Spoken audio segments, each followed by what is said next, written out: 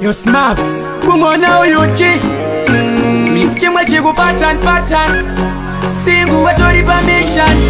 Alright, inde mai mwana munorwadza koini chigoja ndinotadza apa hapana anonyaradza kana iri imba matogara mabaradza. Uende iwe pano hapana chako, uende iwe siri murume wako wapeka mukwende kana wapeka twako handichada kuona kana toka zako. Uende iwe pano hapana chako, uende iwe siri murume wako mukwende kana wapeka twako handichada kuona kana toka zako. Nabamnini Dawa kuita suspect Mombasa baba auchambondipa respect. Hey, kutadza unotadza uchiita zvinorwadza zvese ndoita accept. Kana bureni mangwa ndichovambi chimomori kuitira chipfambi. Ndogara ndakamanyiswa murengi mugeto mangu kama tozara nevavengi. Uende iwe pano hapana chako, uende iwe siri murume wako wapeka mukwende kana wapeka twako handichada kuona kana toka zako.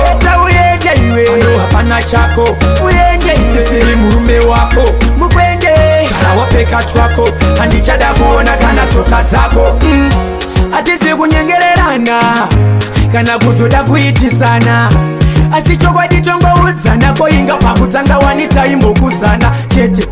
Unonyanya kuzvifonera unoona kunge ndiwe unozvigonera. Taitoti wakandikoshera ndisingazive kuti tsvina ndatozvikoshera.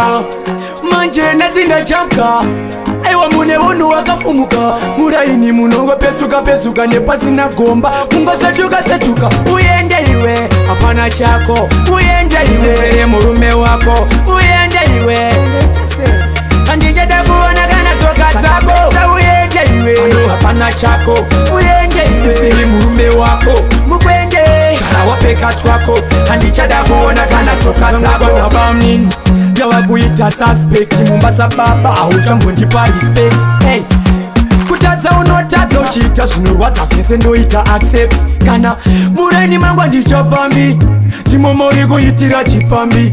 Ndogara ndakamanyiswa murengi mugeto mangu kama tozara nevavengi. Uende iwe pano hapana chako, uende iwe siri murume wako wapeka mukwende kana wapeka twako handichada kuona kana toka zako.